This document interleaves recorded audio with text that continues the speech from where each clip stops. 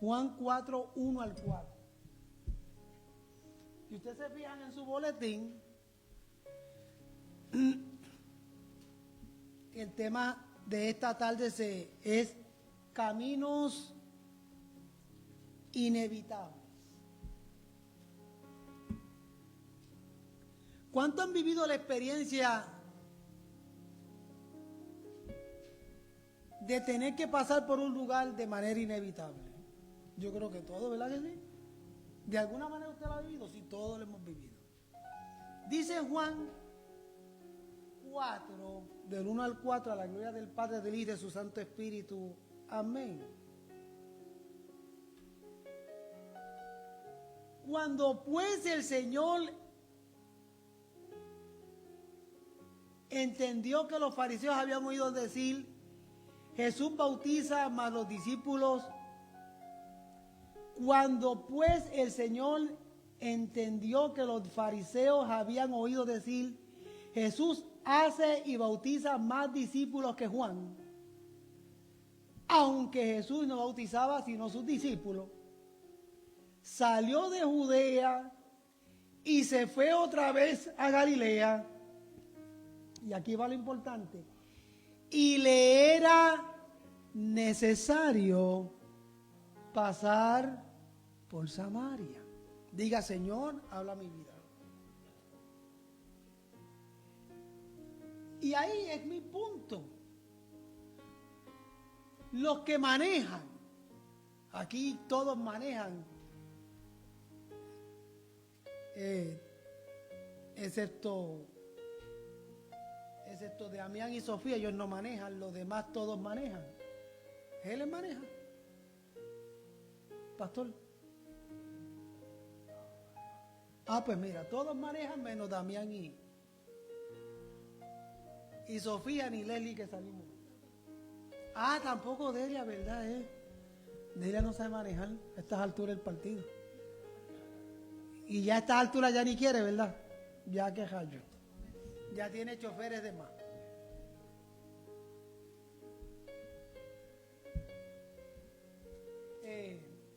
Pues los que manejan automóviles, incluso el que camina.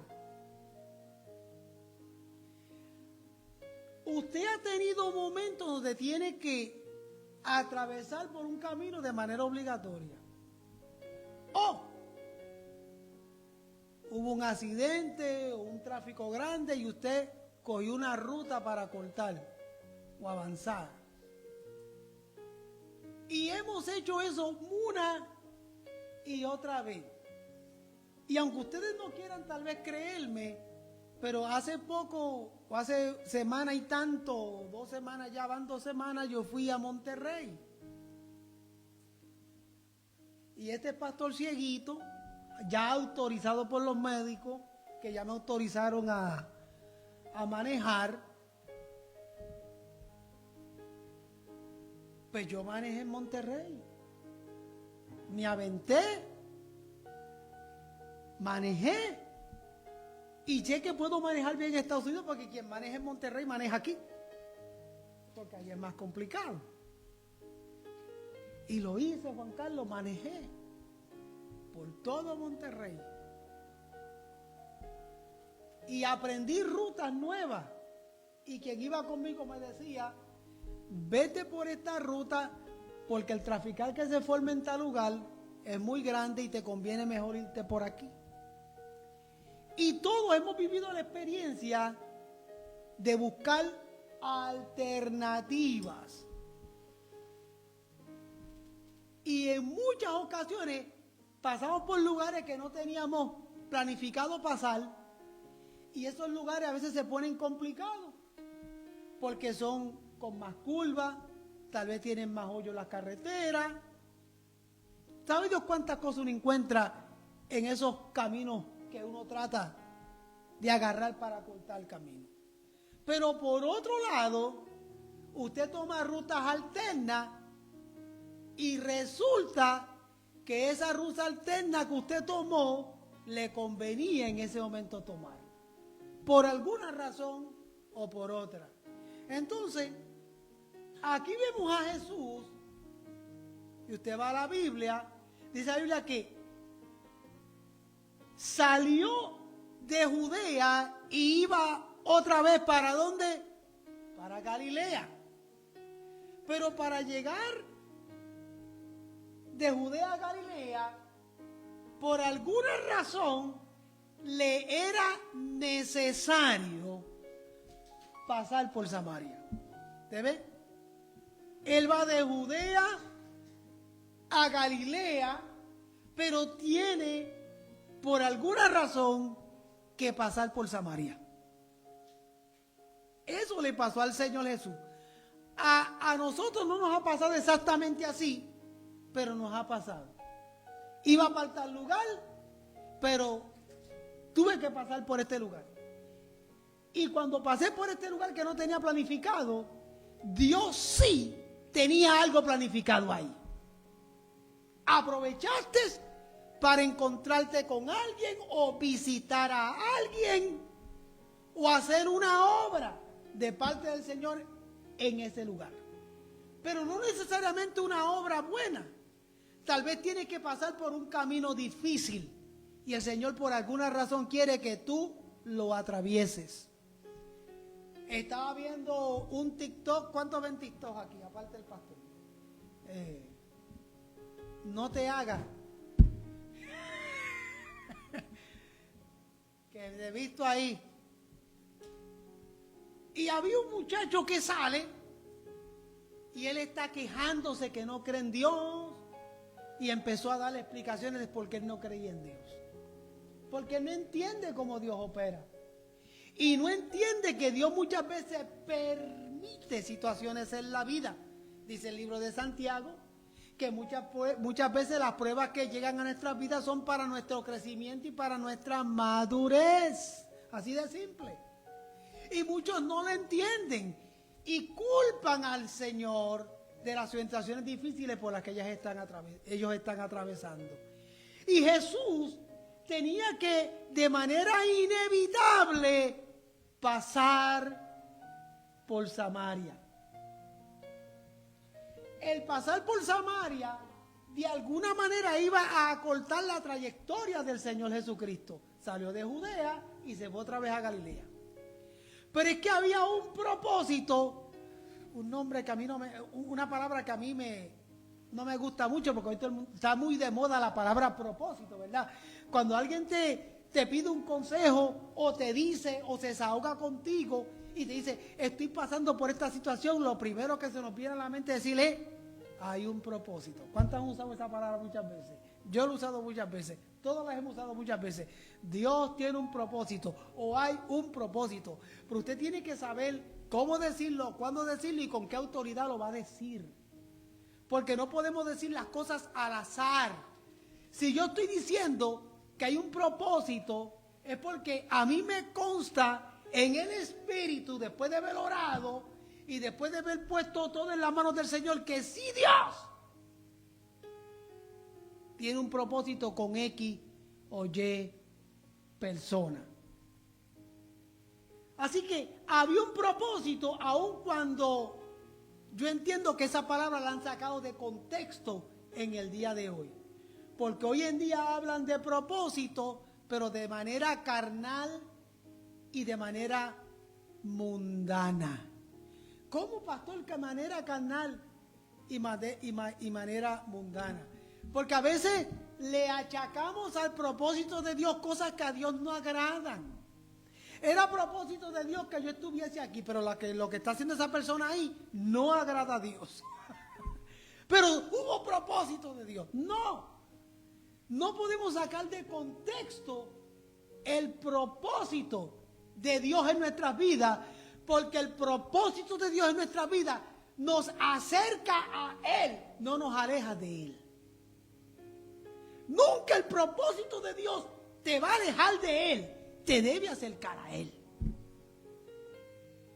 Hay un amigo que yo quiero muchísimo, que estamos orando por él, que se llama el pastor José. Mañana le hacen una intervención en su estómago para ponerle algo ahí que tiene que ver con su alimentación y todo lo que tiene que ver con la operación que él está atravesando por causa del cáncer. Y estoy seguro que muchos se han acercado a la esposa del pastor y al pastor. Dios tiene propósito. Dios tiene propósito. Y cuando uno está en una situación difícil y que venga alguien a decirte Dios tiene un propósito contigo y tú tirado en la cama como que te dan ganas de agarrarlo por el cuello. Mira, váyase a bañar. No. Y ciertamente, sí Dios tiene un propósito, pero no es un propósito carnal ni mundano. Es un propósito de glorificación, que solamente lo entiende Dios y se lo va a hacer entender a la persona que lo está viviendo. Yo simplemente puedo decirle de manera espiritual, este es el propósito de Dios. Él lo ha permitido por alguna razón que yo no entiendo. Pero esa persona la va a entender. Porque todos los propósitos de Dios, entiéndalo, te acercan al Señor. Nunca te alejan de Él. ¿Y cuál era la situación de Jesús? Él tenía que pasar por un lugar llamado el Pozo de Jacob. Vino pues a una ciudad de Samaria llamada Sicar, junto a la heredad de que Jacob dio a su hijo José. Y allí estaba el pozo de Jacob. Entonces Jesús, cansado del camino, como estábamos cantando, entonces Jesús, cansado del camino, ¿por qué Jesús estaba cansado del camino? Porque venía ¿de dónde? ¿Usted ve? ¿De dónde venía Jesús caminando para llegar a Galilea? Venía de Judea para ir a Galilea, pasar por Samaria, y en un momento dado, físicamente hablando, Jesús está cansado. Pero no cansado del camino del Señor. Porque una cosa es que físicamente nos cansemos, pero nunca nos debemos cansar del camino del Señor, ni del camino en el que el Señor nos ha puesto a ministrarle. Alabado sea el Señor. ¿Están de acuerdo conmigo? Aleluya. Mira, yo llevo 25 años de pastor. Freddy pastoreó 30. El pastor Eduardo no sé cuántos ha pastoreado. He pastoreado 25 hasta el día de hoy. 26 cumple ahora en octubre. Y hay momentos donde como pastor me canso, me frustro, se van la fuerza, me desanimo. Todo eso me viene a mi vida. Eso es normal porque vivo en una naturaleza pecaminosa. Y todo eso puede venir a mi vida.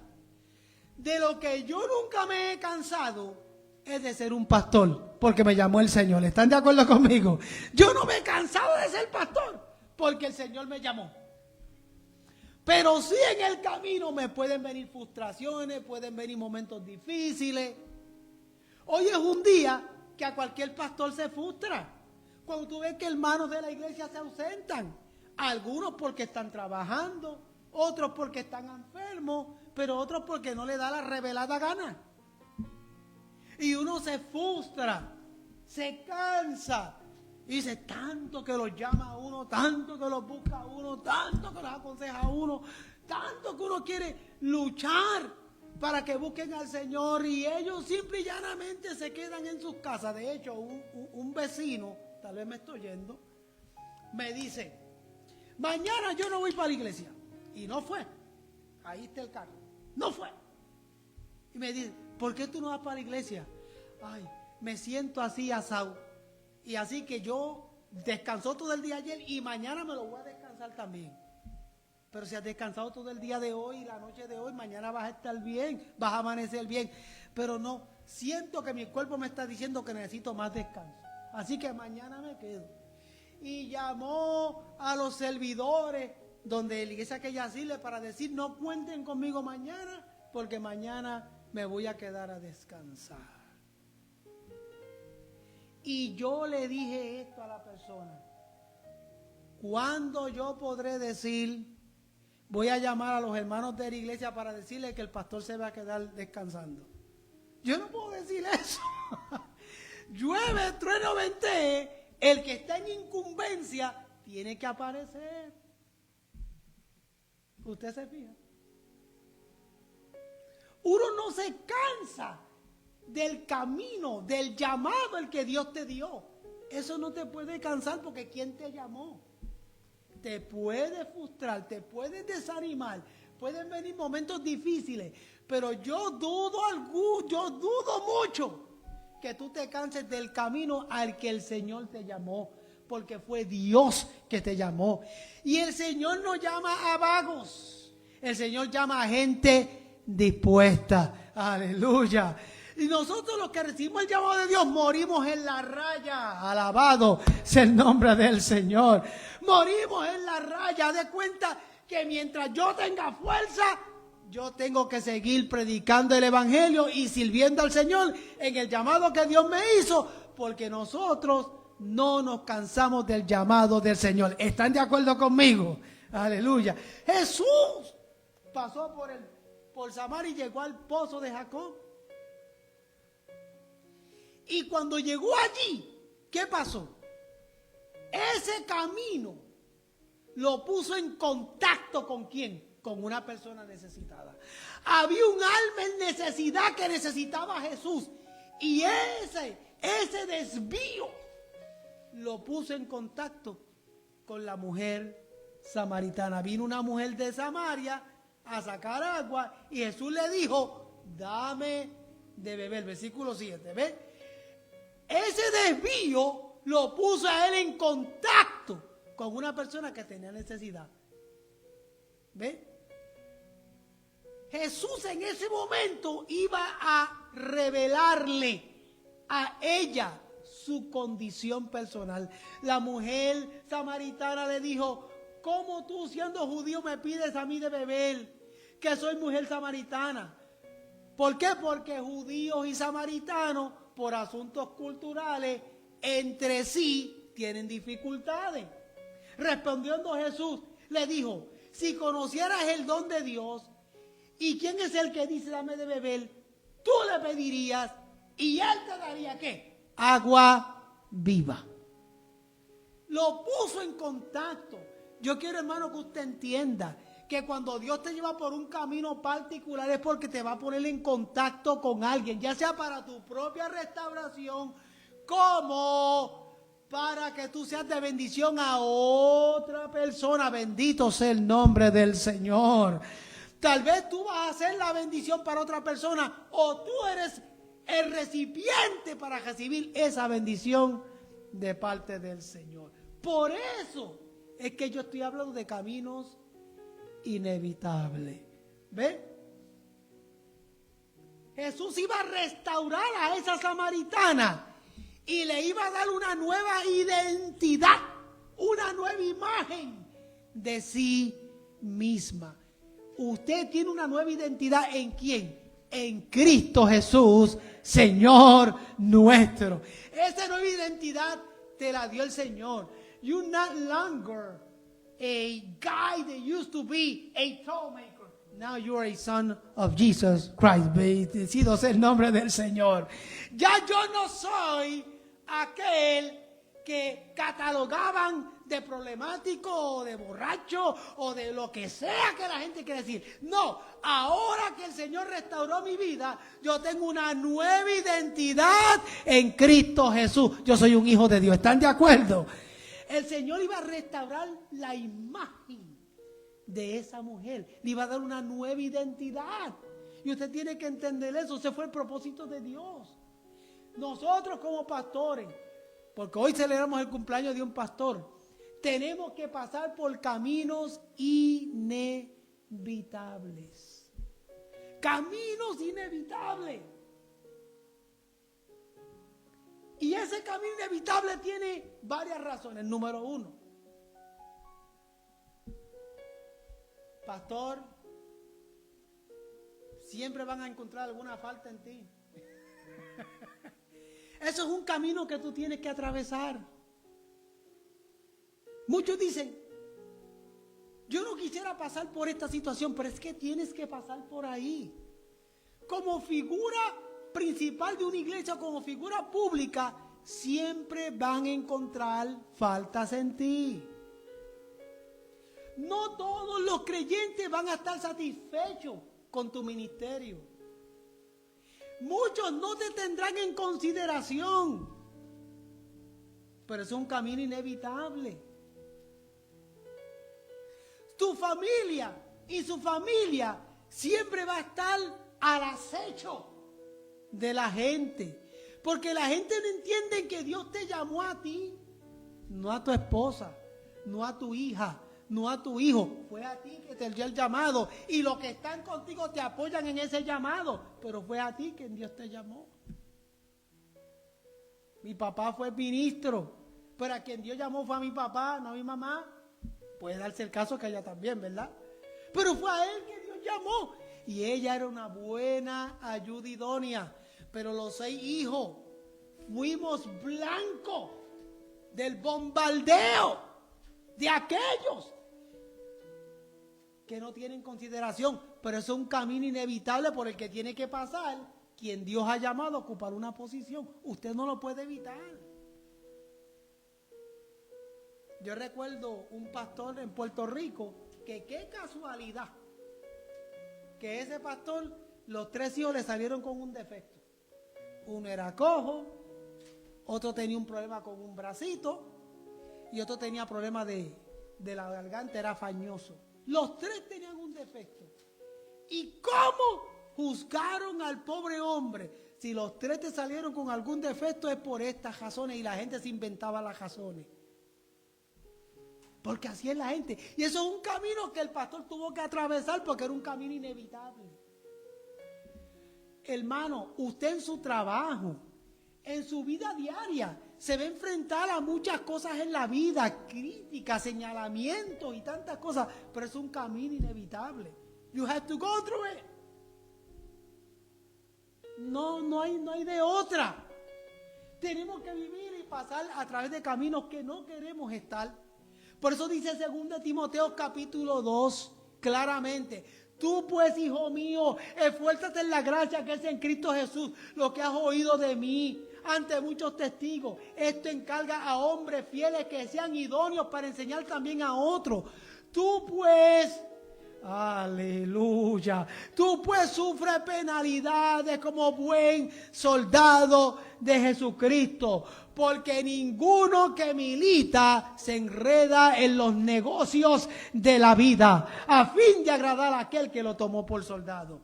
Nosotros viviremos y pasaremos por caminos inevitables, pero como buenos soldados de Jesucristo tenemos que esforzarnos ¿en qué? En la gracia de nuestro Señor Jesucristo. ¿Están de acuerdo? Eso es lo que tenemos que vivir. No podemos evitarlo. Como creyentes también pasamos por caminos inevitables. ¿Qué dice el Salmo 23, versículo 4? ¿Alguien se acuerda que dice el versículo 4 del Salmo 23? Yo se los voy a decir. Están pensando, lo están diciendo de memoria. El versículo 4 del Salmo 23 dice: aunque ande en valle de sombra y de muerte. Wow. ¿Qué tiene que ocurrir para que usted entienda que es imposible no pasar por el valle de sombra y de muerte? Un buen amigo mío, hace unos 4 o 5 días, me llama preocupado, ora por mí. Fui al médico, me encontraron el colesterol, yo no sé en cuánto. Me encontraron, ya soy oficialmente diabético. Me encontraron la presión descontrolada.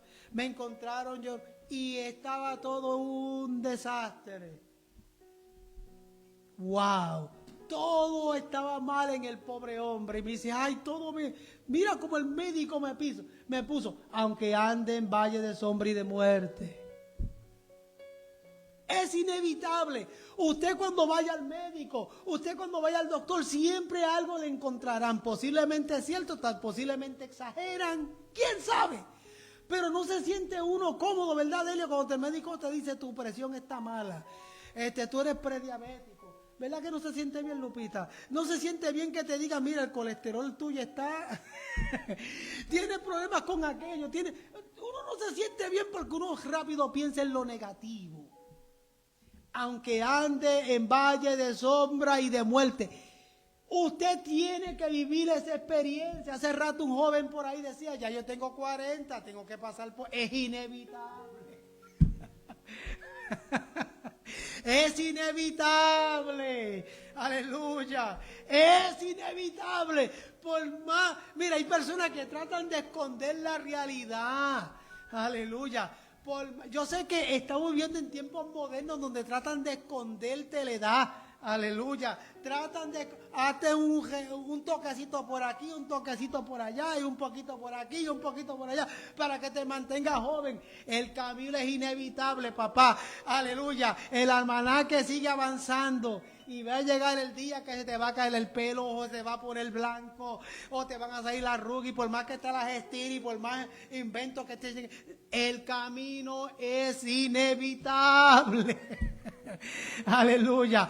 Va a venir ese momento difícil, y mientras más rápido usted lo entienda y lo acepte, usted va a salir del valle de sombra y de muerte. Alabado sea el Señor. Todos tenemos que pasar por ese momento. Yo no sé si a los muchachos aquí se sienten contentos, pero cuando yo tenía menos la edad de ustedes, siempre estaba con ese desespero. Ya yo quiero ser grande. Ya yo quiero. ¿Usted no les pasó eso alguna vez? Ya yo quiero ser grande para hacer lo que yo quiera. Muchos de ellos lo decían, o no lo han dicho. Ya yo quiero ser grande. Ahora que soy grande, ahora quiero dar reversa. Yo quisiera volver a los tiempos de escuela. ¿Verdad que nos desesperemos? Ya yo quiero ser grande para hacer lo que yo quiera.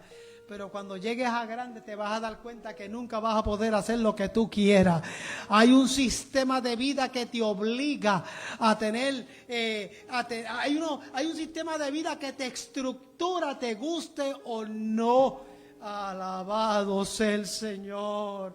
Hay un sistema de vida que te va a estructurar y no importa que tú trates de evitar.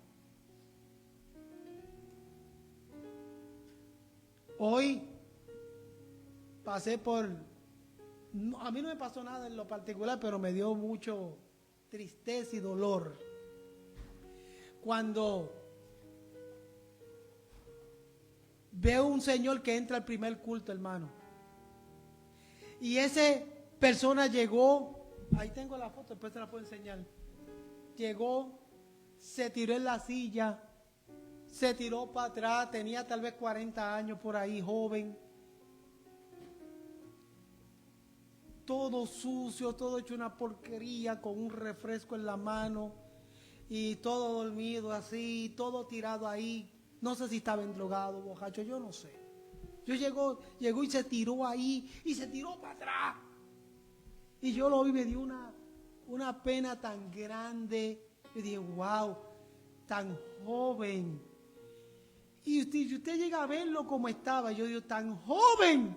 Y mira la situación en la que se encuentra. Y estaba oyendo. Porque el pastor, mientras predicaba, el pastor yo no sé qué dijo, que de repente él se levantó y contestó. Oh, está despierto. Parecía que estaba dormido, pero estaba atento. Y me dio tanta tristeza verlo todo hecho un desastre.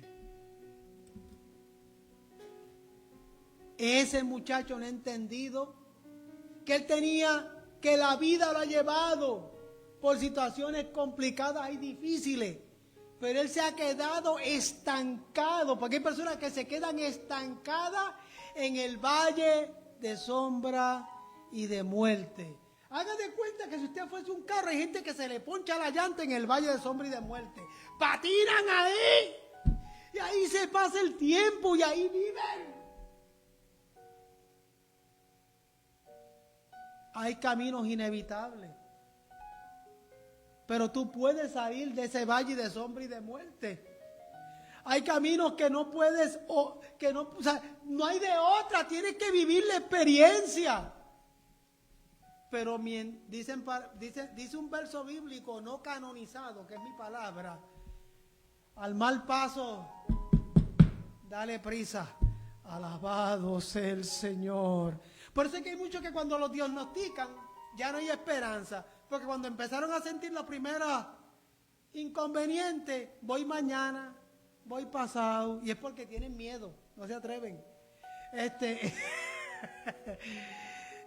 ¿Y qué me van a hacer en el doctor? ¿Y qué me van a hacer? Y están ahí, y están ahí.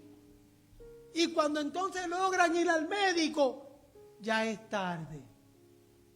¿Por qué? Porque se quedaron atollados en el valle de sombra y de muerte. Yo no sé a quién Dios le está hablando. Pero tú tienes que salir del valle de sombra y de muerte. Mientras tú te quedes ahí estonqueado, ahí estacionado, quien se ríe es el enemigo. Quien toma ventaja es el enemigo. Levántate. Tienes que aprender a levantarte. El Señor hizo su parte, ahora te toca la tuya. Camina. Camina. Levántate en el nombre del Señor y sal en el nombre de Cristo de ese valle de sombra y de muerte.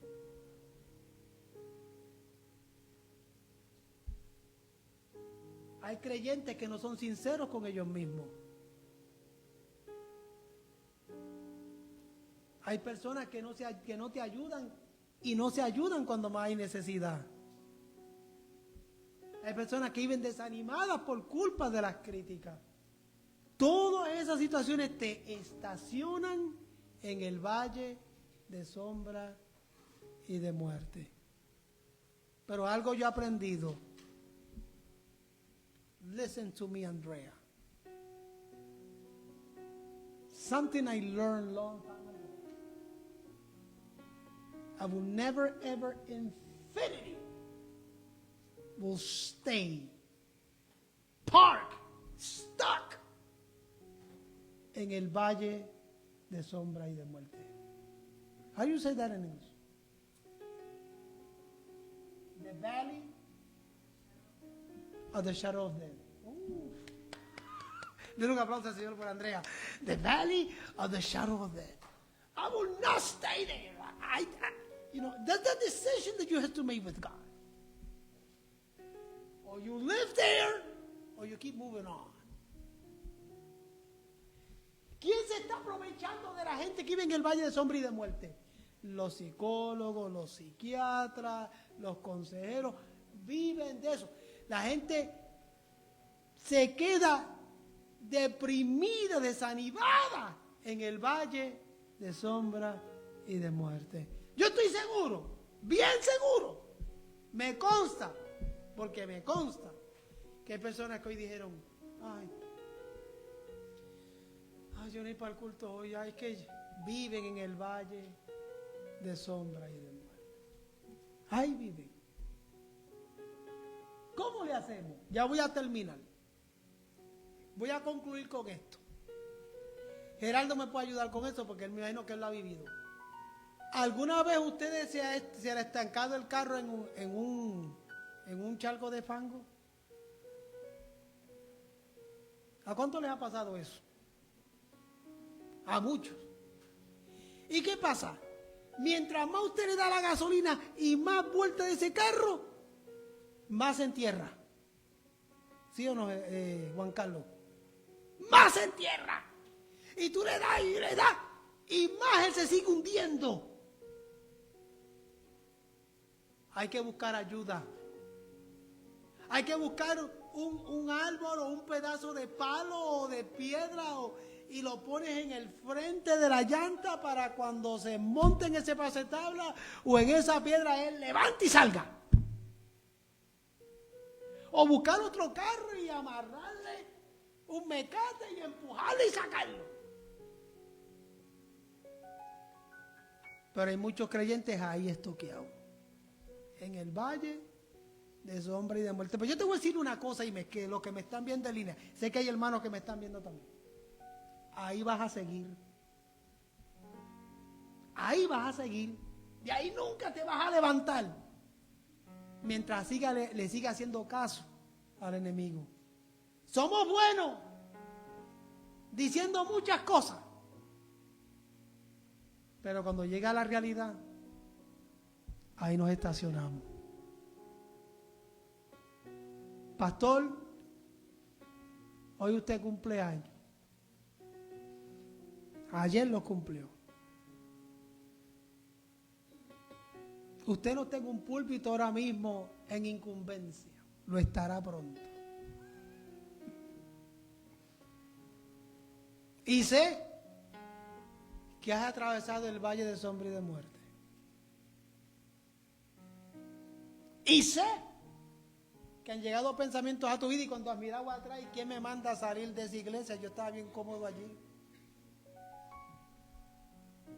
Allí tenía tantos miembros, una banda de adoración, danzores, esto y lo otro, y dejé todo eso para seguir el llamado del Señor a otro ministerio.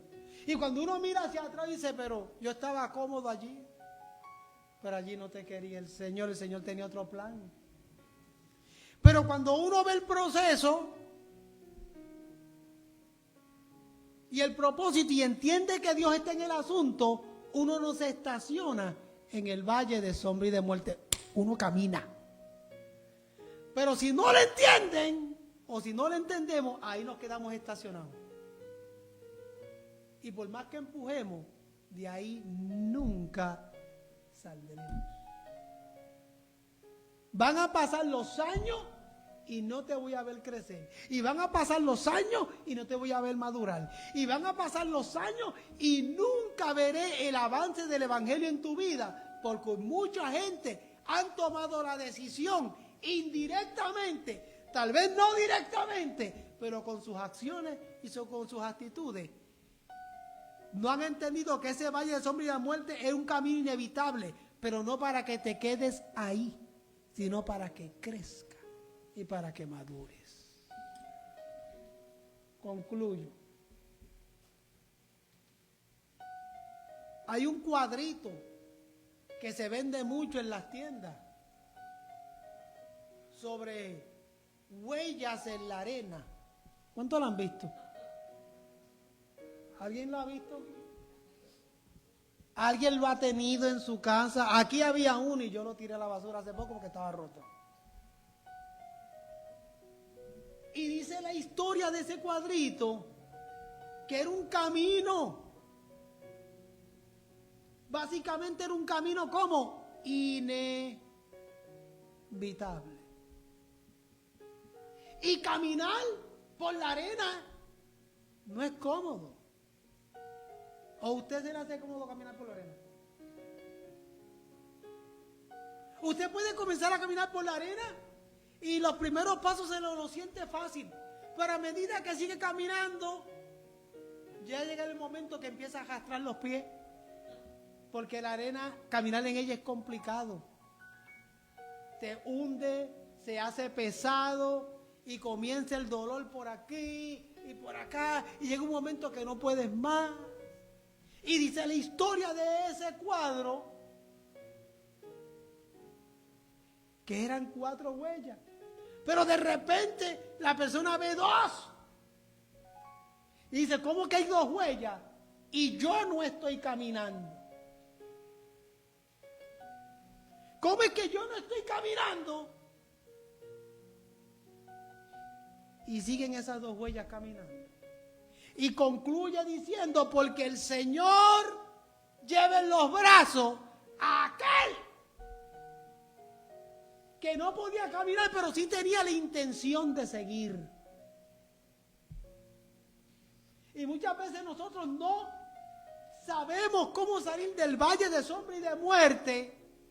Tal vez no encontramos la respuesta, pero en mi corazón y en mis actitudes y en mi servicio al Señor, yo tengo el anhelo, yo sigo esforzándome, yo sigo caminando. Y ahí el Señor te levanta toma y te lleva con él y te saca del valle de sombra y de muerte. Pero yo tengo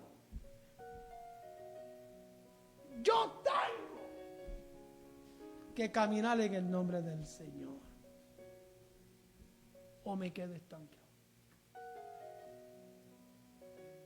Jesús pasó por Samaria porque había un propósito: restaurar la identidad y la imagen de una persona destruida por asuntos personales, políticos y culturales.